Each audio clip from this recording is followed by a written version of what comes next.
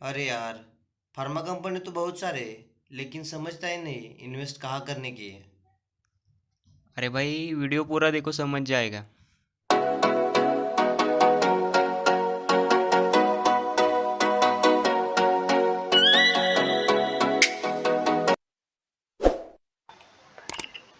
In pharma sector, manufacturing of medicine is the main key of business. There are a number of things we need to understand while selecting a pharma sector. Pharma sector is going to be in demand continuously because life without medicine in 21st century is difficult.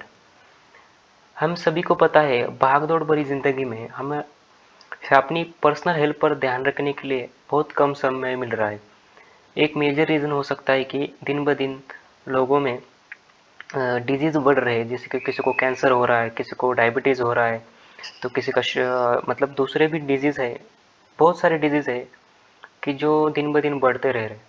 लेकिन pharma sector में कुछ चीज़ें बहुत important है। हमें एक pharma sector में investment करना है, तो इन्वेस्टमेंट करने के लिए कुछ चीज़ें बहुत इम्पोर्टेंट है। इन्वेस्टमेंट के पहले वो हमें याद रखने या एक उनका ओवरव्यू करना एक बहुत इम्पोर्टेंट है। जैसे कि number one thing is that impact of covid. Covid ने पिछले डेढ़ दो सालों में ह्यूमन लाइफ पर बहुत बड़ा इम्पैक्ट किया है। लोग घरों में बंद रहना पड़ रहा है लोगों को। उसी के साथ दिन ब दिन छोटे छोटे जो मेडिसिन्स है, जैसे कि मेडिसिन्स या मास्क है या हैंड सैनिटाइज़र है या दिन ब दिन ऑक्सीजन की डिमांड बढ़ रही है। इस तरह के जो कुछ इम्पैक्ट हो रहे हैं वो फ्यूचर में भी रहने वाले हैं, क्योंकि हमें पता नहीं कि ये कोविड-19 कब ख़त्म होगा। ये जो छोटे स्टार्टअप है उनके लिए एक बूस्टर साबित हो सकता है। Second important point you need to understand is that the increase in evidence of और इंसिडेंस ऑफ क्रोनिक डिजीज। दिन ब दिन बढ़ते लोगों में जो लोग जो हेल्थ के ऊपर जो अपना ध्यान कम कर रहे हैं, उसकी वजह से क्रोनिक डिजीज बढ़ रहे हैं, जैसे कि डायबिटीज़, अस्थमा या हेपेटाइटिस, कैंसर, इस तरह की बीमारियां कंटिन्यूसली बढ़ रही हैं। In year 2019, more than 463 million people worldwide were diagnosed with diabetes। मतलब इस तरह की जो बीमारियां है कंटिन्यूसली बढ़ती रह रही है। ये एक फार्मा सेक्टर के लिए एक अच्छा साइन या एक मतलब फार्मा सेक्टर के लिए एक अच्छा इम्पैक्ट कर सकती है। उसी के साथ emerging biosimilar market, the rising incidence of various diabetes या positive outcome of ongoing clinical trials. इस तरह के जो बायोसिमिलर मार्केट में बढ़ती डिमांड है, the expression of patent and other intellectual property rights. इस तरह के जो कंपनी नए नए पेटेंट ला रही है, नए नए मतलब R&D कर रहे हैं, इनका जो इम्पैक्ट मार्केट पर हो सकता है, फार्मास्यूटिकल मार्केट पर। फोर्थ पॉइंट इज है high manufacturing cost of API। जो मेडिसिन बनाने के लिए जो सबसे इम्पोर्टेंट चीज़ होती है वो होती है API। इसका मैन्युफैक्चरिंग पर, किसी भी मेडिसिन की मैन्युफैक्चरिंग पर बहुत बड़ा इम्पैक्ट होता है। उसी के साथ रिनोवेशन ऑफ प्रोडक्शन फैसिलिटीज़। जो कंपनी को, अगर एक कंपनी फार्मास्यूटिकल कंपनी नया प्रोडक्ट लॉन्च करती है, नया मेडिसिन ढूंढती है, तो उनके एक पर्टिकुलर FDI से या ड्रग्स अथॉरिटीज़ से अप्रूवल लेना पड़ता है। उसका भी मैन्युफैक्चरिंग कॉस्ट में प्राइस इंक्लूड होता है, जैसे कि उसी के साथ इंपोर्ट एक्सपोर्ट, इस तरह के कॉस्ट मैन्युफैक्चरिंग में ऐड होते हैं। उसी के साथ जो फिफ्थ पॉइंट है, opportunity for India. India is the largest provider for generic drugs globally. India एक बहुत बड़ा सप्लायर है जेनेरिक ड्रग्स का। उसी के साथ वो इंडिया जो ओवरऑल फार्मास्यूटिकल सेक्टर का जो सप्लाई है उसका 50% सप्लाई इंडिया कर रहा है अभी। उसी के साथ 40% जेनेरिक डिमांड जो रहती है US में, उसका सप्लाई कर रहा है। और 25% मेडिसिन का सप्लाई UK में कर रहा है। मतलब UK में जो मेडिसिन लगता है उसका 25% सप्लाई इंडिया करता है। उसी के साथ और 80% ऑफ ड्रग्स यूज ग्लोबली, जैसे कि एड्स में यूज़ करने वाले ड्रग्स या जो भी कुछ मेडिसिन रहते हैं वो इंडिया सप्लाई करता है। जो another one important factor India के लिए फ्यूचर में हो सकता है वो है Indian government has taken many step to reduce cost of and bring down health care expenses. Indian government अभी फोकस कर रही है कि मैन्युफैक्चरिंग कॉस्ट कैसे कम किया जा सकता है या फार्मास्यूटिकल कंपनीज की डिमांड कैसे बढ़ाई जा सकती है। अभी हमें लेटेस्ट पता है कि बाइकआउट चाइना का भी एक फैक्टर सामने आया था कि चाइना बहुत सारी चीज़ों में हमें तंग कर रहा है। तो बहुत सारी कंपनीज चाइना में भी है जो मेडिसिन की सप्लाई करती है या एपीआईज की सप्लाई करती है। लेकिन चाइना गवर्नमेंट ने अभी ब्लू स्काई नाम का एक इवेंट या एक प्रोग्राम लॉन्च किया है। वो उधर जो पोल्यूशन हो रहा है उसके लिए वो काम कर रही है। केमिकल कंपनियां जो पोल्यूशन करती है वो कम करने के लिए अभी वो बहुत सारे मैन्युफैक्चरिंग प्लांट बंद हो रहे हैं और वो मैन्युफैक्चरिंग प्लांट्स अभी इंडिया में शिफ्ट हो रहे हैं। So these are the few opportunity for India in pharma sector. देखेंगे कि एक फार्मा कंपनी कैसे काम करती है।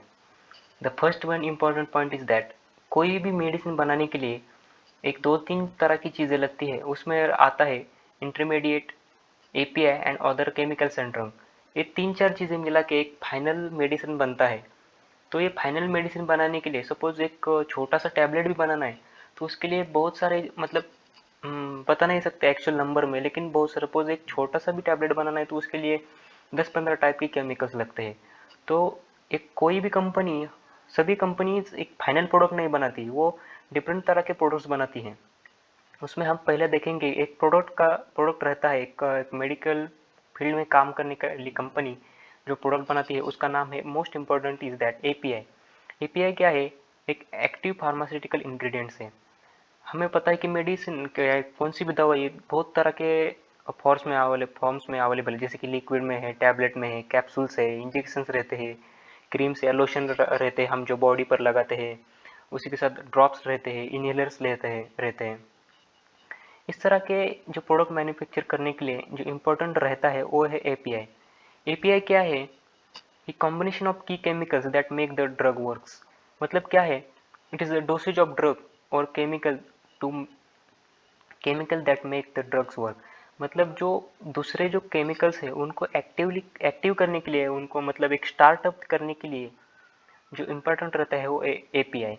एपीआई एक मतलब किसी भी मेडिसिन में एक इम्पोर्टेंट पार्ट रहता है। सपोज कोई भी मेडिसिन में सपोज 10 पार्ट्स रहेंगे तो उसके जो 7 या 8 पार्ट रहेंगे वो एक सप्लीमेंट्री पार्ट रहेंगे, लेकिन जो मेन इंपॉर्टेंट काम करेगा वो रहेगा एपीआई। जैसे कि हम जो पैरासीटामोल खाते हैं, पैरासीटामोल में जो पैरासीटामोल नाम का एक एपीआई है वो बहुत इम्पोर्टेंट है पैरासीटामोल बनाने के लिए। लेकिन अभी पैरासीटामोल बनाने के साथ साथ इस तरह के बहुत सारे एग्जांपल हो सकते हैं जो एक वीडियो में एक्सप्लेन करना पॉसिबल नहीं होगा। लेकिन I can give another one example. हम हमारे डेली लाइफ में घर में एक सब्जी बनाते हैं, एक उस सब्जी में या सब्जी या एक कुछ तो हमारे खाने के लिए जो प्रोडक्ट बनाते हैं उनमें हम हर रोज़ में सेम चीज़ें डालते हैं, जैसे कि पानी डालते हैं, नमक डालते हैं, मसाले डालते हैं। ये सभी डाल के जो इम्पोर्टेंट पार्ट क्या रहता है कि हम रेगुलरली एक नया उसमें वेजिटेबल ऐड करते हैं।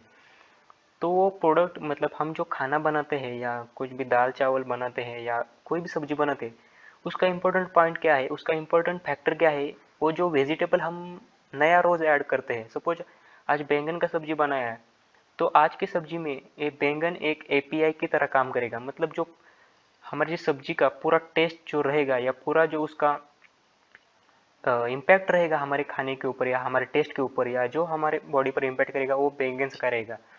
उस एक बैंगन का एग्जांपल हो गया। उसी के साथ हम नॉनवेज बनाते हैं, सभी नॉनवेज के मसाले यूज़ किए लेकिन उसमें नॉनवेज मतलब चिकन या मटन डाला ही नहीं तो वो काम ही नहीं कर पाएगा। उसी के साथ बहुत सारे एग्जांपल हो सकते हैं, लेकिन ये एक बहुत अच्छे एग्जांपल हो सकते हैं कि एपीआई क्या है एक्चुअल एक मेडिसिन में, ये क्या रहता है एपीआई का importance. So the global active pharmaceutical increase the market size is projected to reach around 5.8% CAGR। मतलब पिछले आगे आने वाले कुछ सालों में लगभग 6% की CAGR ग्रोथ के साथ इस पर्टिकुलर फील्ड की ग्रोथ हो सकती है। लेकिन अभी जो इंडिया में डिमांड बढ़ रही है एपीआईज या मैन्युफैक्चरिंग फैसिलिटीज़ के, हमने फर्स्ट पार्ट में देखा कि बढ़ती डिमांड ऑफ मेडिसिन्स एक बहुत इम्पोर्टेंट फैक्टर होने वाला है इंडिया के लिए। अभी इंडिया में जो फाइनेंशियल ईयर 2019 में अराउंड 68% चाइना से इंपोर्ट करते हैं जो भी एपीआई, उधर 20% यूएसए से, 4% इटली से, 3% सिंगापुर और हांगकांग से 3 एंड 2%। हम ये जो हमारा जो इंपोर्ट कॉस्ट है उनके ऊपर गवर्नमेंट फोकस कर रही है कि ये हम इंडिया में मेड इन इंडिया कैसे बना सकते हैं या एपीआई इंडिया में कैसे मैन्युफैक्चर कर सकते हैं। API market by type, there are 3 types of API: generic API, animal API and complex API.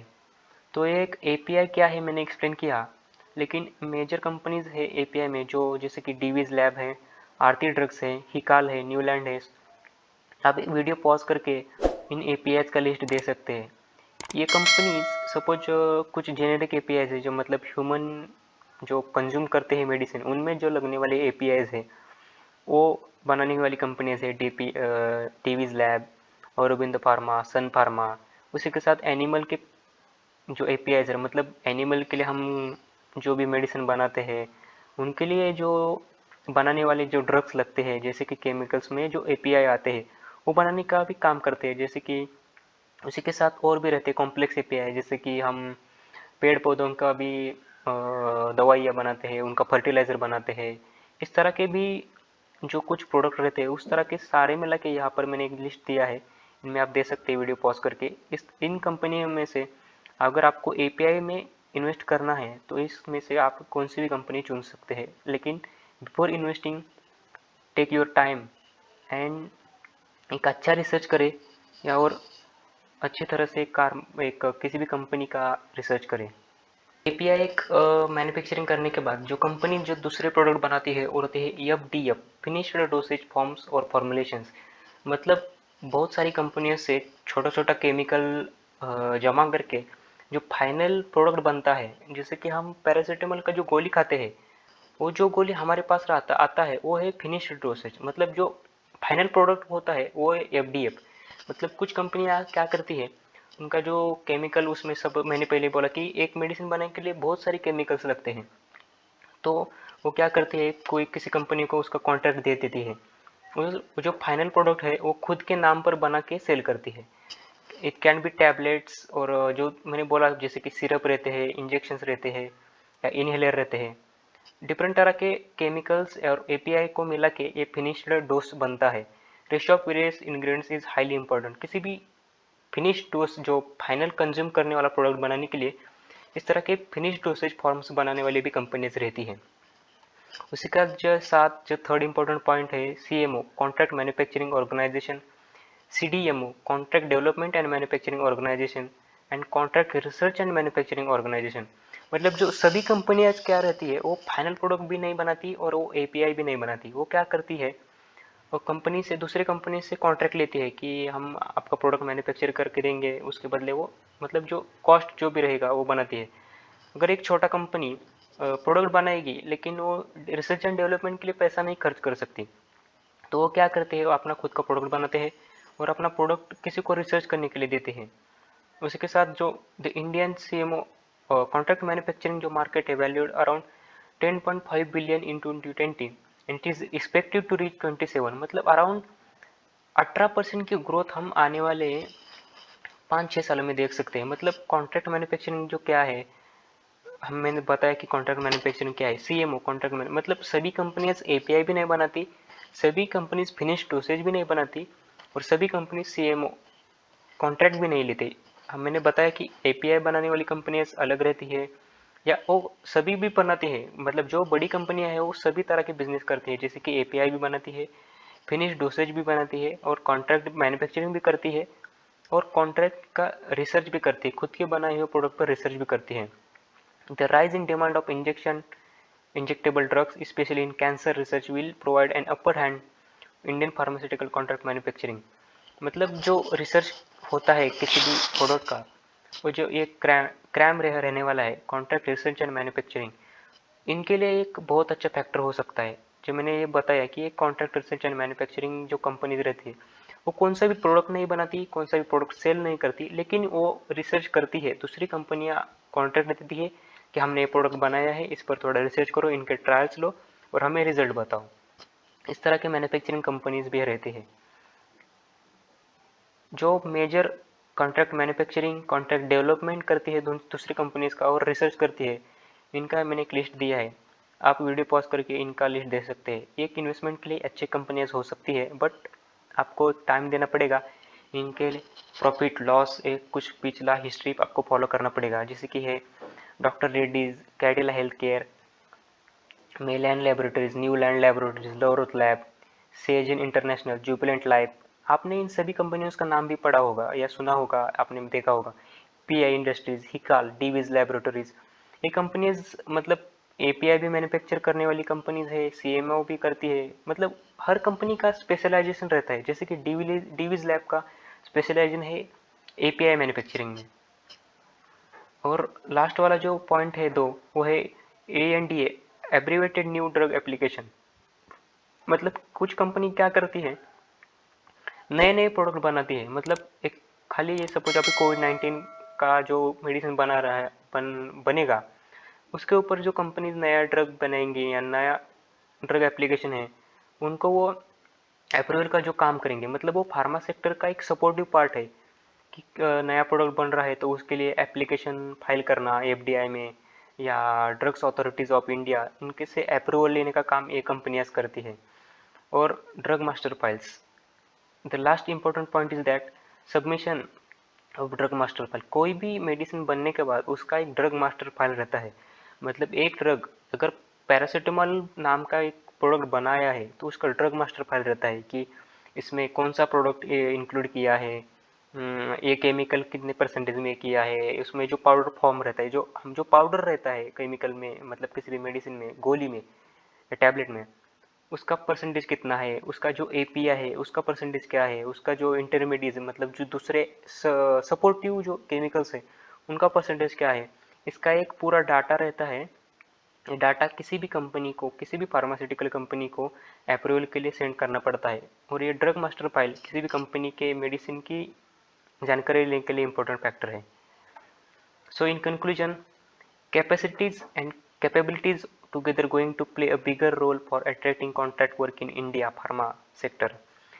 This is the where India has the significant upper hand. Cheap labor cost और government जो pharmaceutical companies पर focus कर रही है, एक important factor हो सकती है इंडियन फार्मास्यूटिकल कंपनीज में, कंपनीज की ग्रोथ के लिए। So I hope you have enjoyed this video. अगर आपको ये वीडियो अच्छा लगता है तो अपने दोस्तों के साथ शेयर करें, और किसी भी चीज़ में इन्वेस्टमेंट करने से पहले अपना अच्छा सा टाइम ज़रूर दें।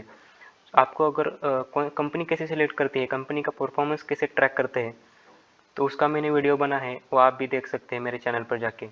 सो these are the important companies for pharma sector. ये इम्पोर्टेंट कंपनीज है, उसी के साथ एपीआई मैन्युफैक्चरिंग में ये इम्पोर्टेंट कंपनीज है। So I hope I have provided sufficient information for selecting any pharma company. Thanks for watching and your time, and never forget to subscribe.